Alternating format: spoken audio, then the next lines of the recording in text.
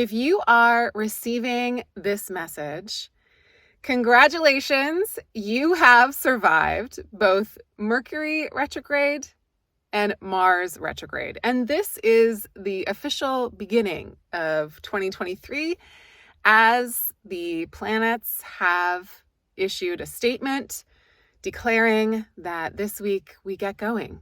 And this week we also get some help.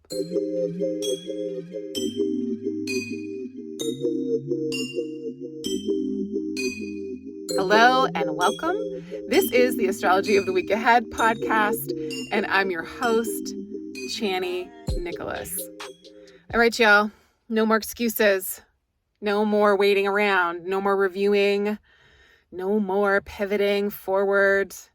We're starting to get going.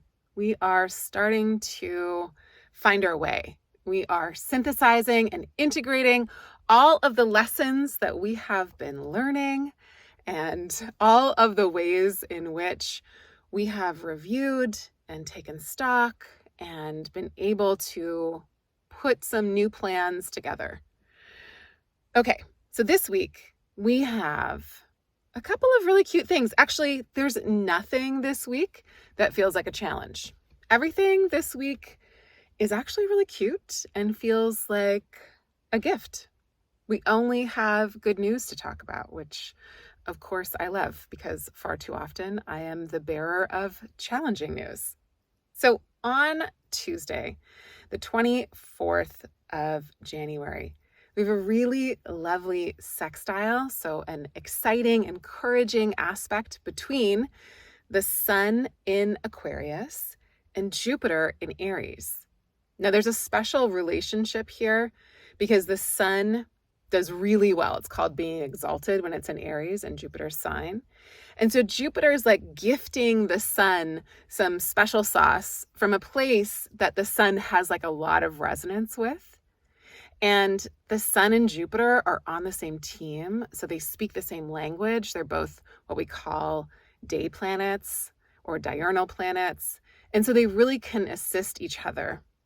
Now, more than anything, the Sun gets to benefit from Jupiter's bounty and buoyance, and it just feels like this is a confidence booster. So even more than we're finally out of Mars retrograde and we're finally out of Mercury retrograde, this week is like, okay, we got some good stuff going on. We have gas in the tank.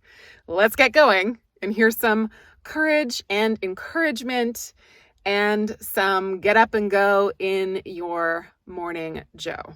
So we love this. We start out with a very encouraging and confidence boosting sextile between the Sun and Jupiter.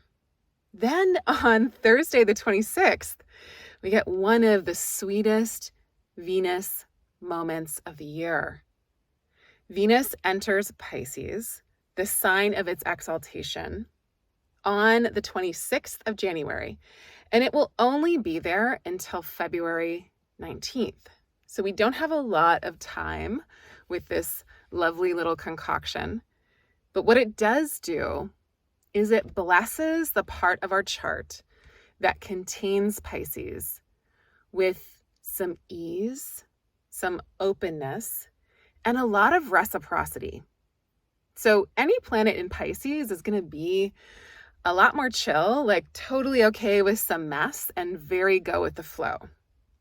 But Venus in Pisces does this with a kind of charisma that barely any other planet, maybe save for Jupiter, does.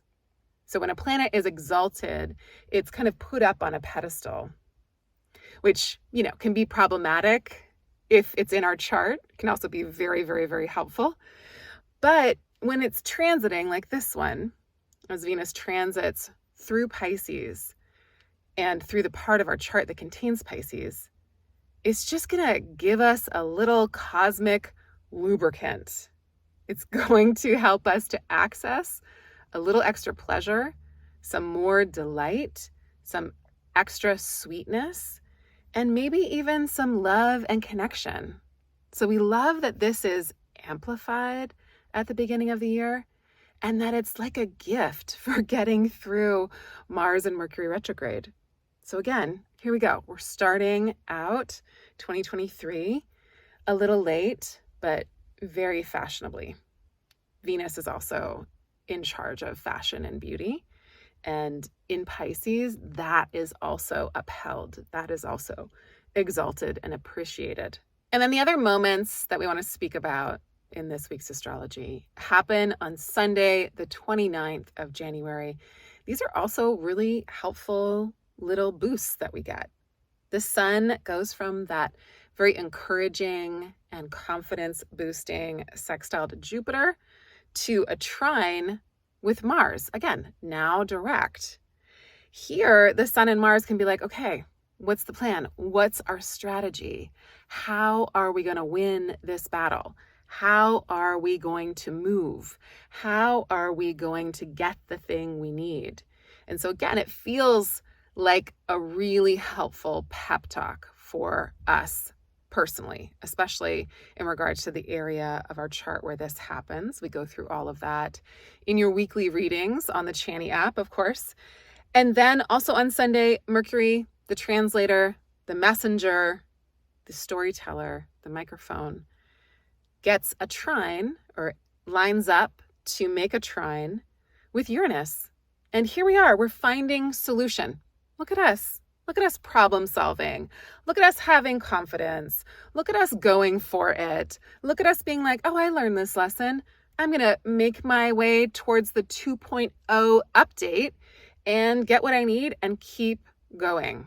This is a alignment that happened before Mercury stationed retrograde, during Mercury's retrograde, and now post-retrograde.